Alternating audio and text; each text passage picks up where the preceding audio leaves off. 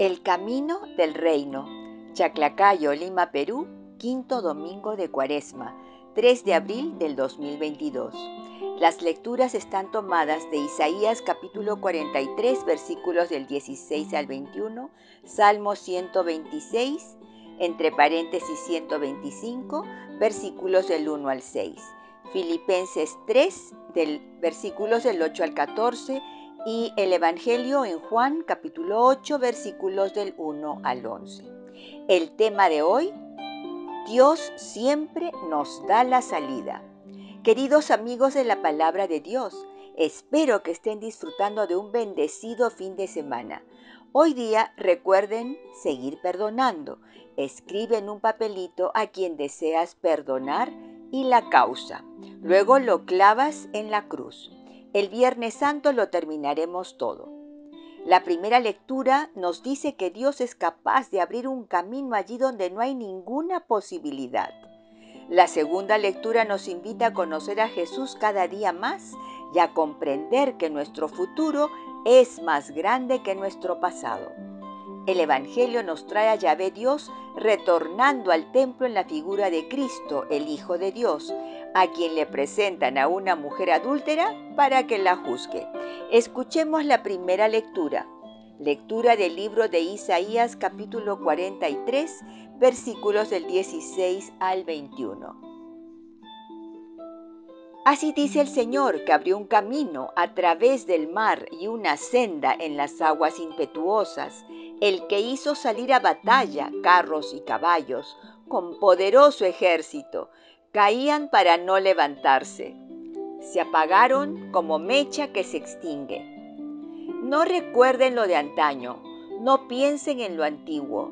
Miren, voy a hacer algo nuevo, ya está brotando, ¿no lo notan? Abriré un camino por el desierto, ríos en la llanura. Me glorificarán las bestias del campo, chacales y avestruces, porque haré brotar agua en el desierto, ríos en la llanura, para apagar la sed de mi pueblo, mi elegido. El pueblo que yo formé para que proclamara mi alabanza. Palabra de Dios, te alabamos, Señor. Queridos, esta lectura nos recuerda que Dios Yahvé es un hacedor de caminos, allí en donde es imposible hacerlo. Imaginen al pueblo de Israel frente al Mar Rojo. Detrás de ellos el poderoso ejército de Faraón. No había ninguna salida. Estaban destinados a perecer bajo la fuerza del ejército egipcio. Pero recordemos lo que hizo Dios con el Mar Rojo. Así dice Yahvé, el que abre camino en el mar y senda en las aguas impetuosas. El que saca carro y caballo, ejército y fuerza, caen juntamente para no levantarse. Fenecen como pabilo, quedan apagados. Ahora, Dios nos alienta a no dejarnos vencer por el peso de nuestro pasado. Verso 18. No os acordéis de las cosas pasadas, ni traigáis a la memoria las cosas antiguas. He aquí que yo hago cosa nueva, pronto saldrá la luz. ¿No la conoceréis? Escuchen otra vez, amigos. Otra vez abriré camino en el desierto y ríos en la soledad. Las fieras del campo me honrarán, los chacales y los pollos del avestruz, porque daré aguas en el desierto, ríos en la soledad, para que beba mi pueblo, mi escogido. ¿Y cuál ha sido el propósito de Dios para abrir camino en lugares imposibles, para dar una salida como abrir el Mar Rojo y partirlo en dos para que pasara a pie su pueblo? Leamos, verso 21. Este pueblo he creado para mí, mis alabanzas publicará. Amén. Para eso hemos sido creados, para alabar a Dios, porque Él es el único que abre camino allí donde todas las posibilidades no nos darían ninguna posibilidad, especialmente en medio de una gran tribulación, una gran enfermedad, una gran pérdida. Amén. Oremos con el Salmo 126, entre paréntesis 125. Respondemos, el Señor ha estado grande con nosotros y estamos alegres. Cuando el Señor cambió la suerte de Sión, nos parecía soñar. La boca se nos llenaba de risas, la lengua de cantares. Respondemos, el Señor ha estado grande con nosotros y estamos alegres. Hasta los paganos decían, el Señor ha estado grande con ellos. El Señor ha estado grande con nosotros y estamos alegres.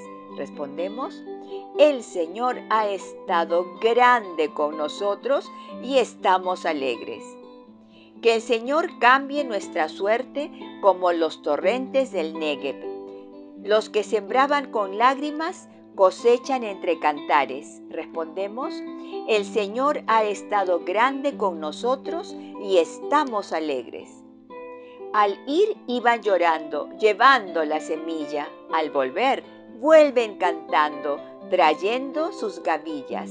Respondemos, el Señor ha estado grande con nosotros y estamos alegres. Lectura de la carta del apóstol San Pablo a los Filipenses, capítulo 3, versículos del 8 al 14. Hermanos, todo lo estimo pérdida comparado con la excelencia del conocimiento de Cristo mi Señor. Por Él lo perdí todo y todo lo estimo basura con tal de ganar a Cristo y estar unido a Él. No yo con mi propia justicia, la que procede de la ley, sino con aquella que nace de la fe en Cristo, la que viene de Dios y se funda en la fe.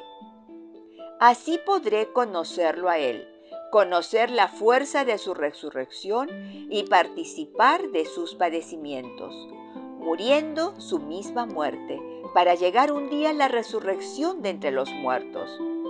No es que haya conseguido el premio o que ya esté en la meta. Yo sigo corriendo a ver si lo obtengo, pues Cristo Jesús lo obtuvo para mí. Hermanos, yo no pienso haber conseguido el premio, solo busco una cosa, olvidándome de lo que queda atrás y lanzándome hacia adelante, lo que está por delante.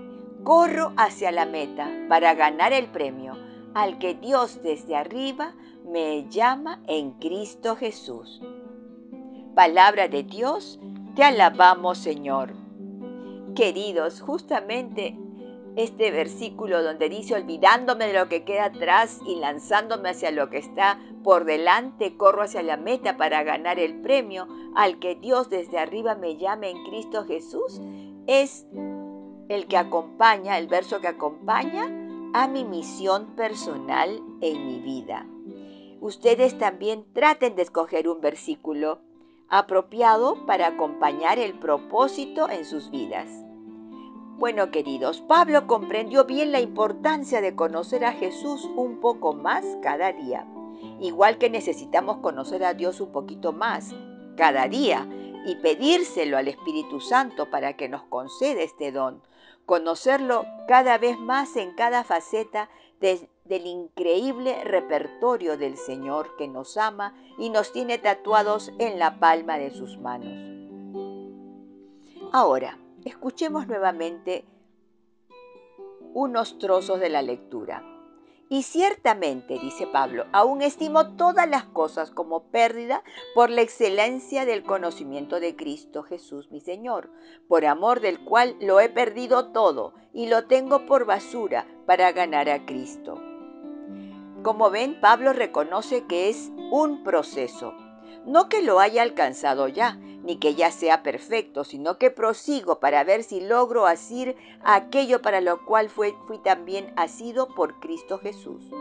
Hermanos, yo mismo no pretendo haberlo ya alcanzado, pero una cosa hago, olvidando lo que queda atrás y extendiéndome a lo que está delante, prosigo a la meta, al premio del supremo llamamiento de Dios en Cristo Jesús.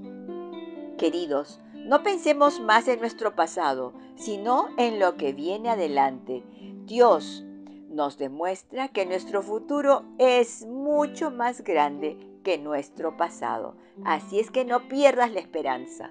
Lectura del Santo Evangelio según San Juan, capítulo 8, versículos del 1 al 11. Respondemos: Gloria a ti, Señor. En aquel tiempo Jesús se retiró al monte de los olivos. Al amanecer se presentó de nuevo en el templo y todo el pueblo acudía a él. Entonces se sentó y les enseñaba. Los escribas y los fariseos le trajeron a una mujer sorprendida en adulterio y colocándola en medio le dijeron: Maestro, esta mujer ha sido sorprendida en flagrante adulterio. La ley de Moisés nos manda apedrear a las adúlteras. ¿Tú qué dices?, le preguntaban. Le preguntaban esto para comprometerlo y poder acusarlo.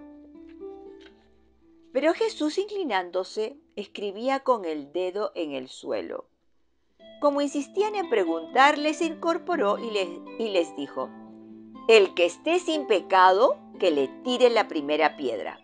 E inclinándose, otra vez siguió escribiendo.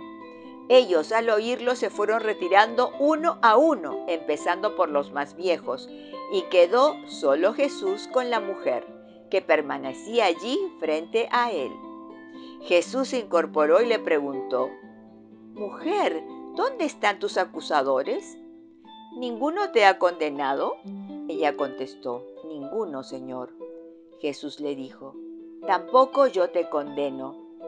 Vete y en adelante no peques más. Palabra del Señor. Gloria a ti, Señor Jesús. Antes de preparar esta reflexión, escuché el sermón del Monseñor Robert Barron, que me ha inspirado para preparar este pasaje del Evangelio.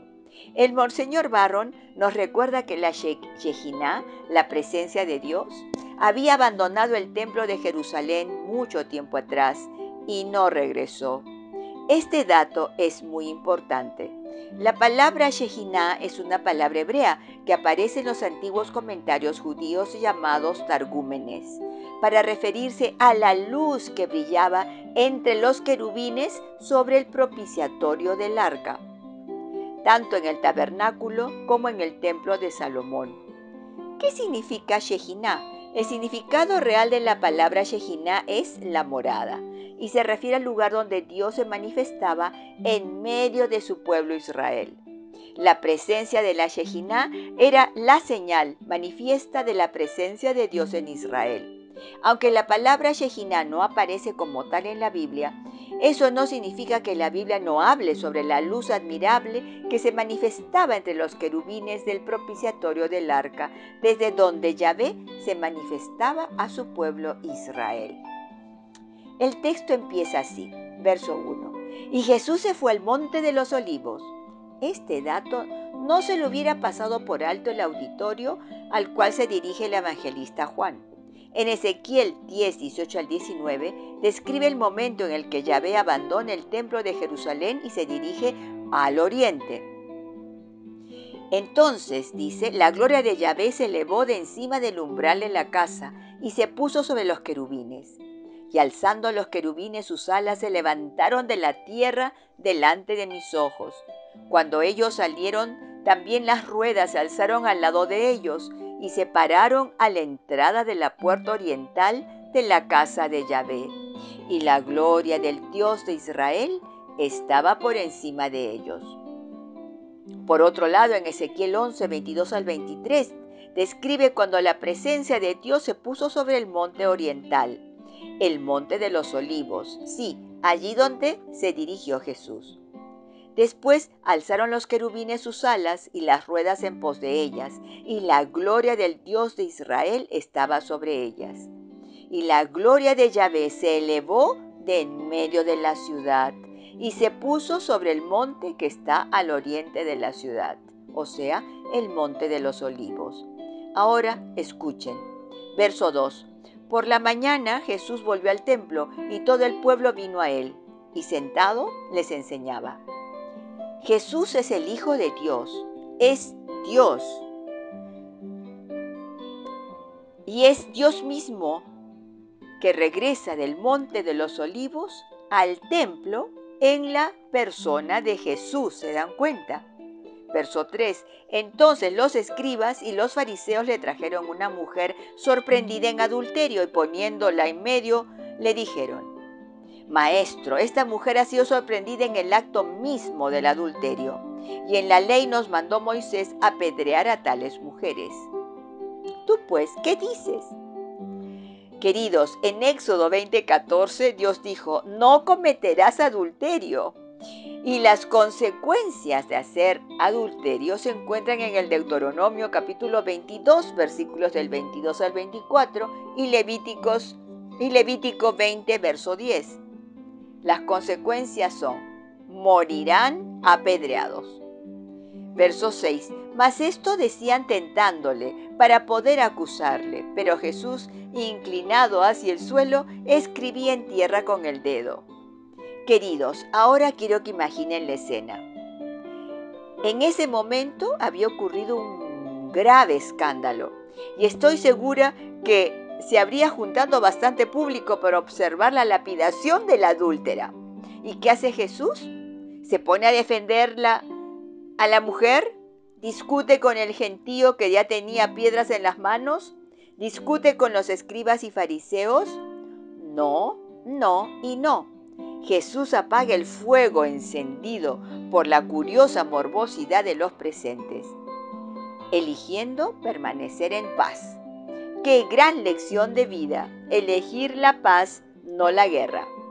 Verso 7. Y como insistieron en preguntarle, se enderezó y les dijo: el que de vosotros esté sin pecado, sea el primero en arrojar la piedra contra ella. ¡Bum! Seguro que ya habían cogido una piedra cada uno de los curiosos para tirárselas a la pecadora, pero nadie se movió. E inclinándose de nuevo hacia el suelo, siguió escribiendo en tierra. El monseñor Barron comentó que la no violencia le quitó poder a la multitud enardecida.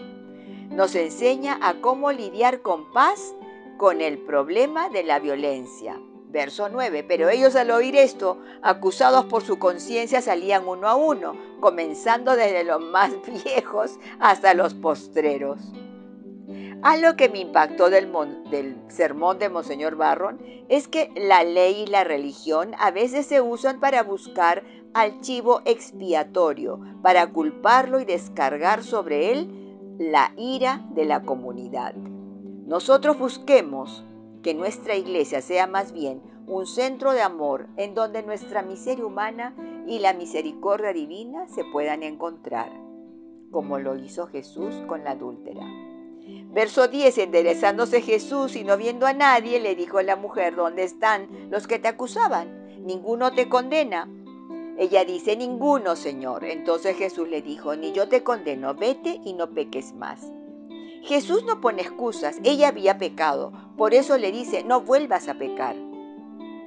Así quitó el poder al grupo violento, porque no se metió a poner excusas. Ojo, que Jesús ni siquiera pregunta por el otro, por el adúltero, el hombre con el cual había cometido la mujer el adulterio. Pero ella tampoco lo delata. El templo estaba destinado a unir la miseria humana, la adúltera, y la misericordia, el perdón de Jesús. Ese es el verdadero significado del regreso de la Shejinah de Dios al templo por medio de la presencia de Jesucristo.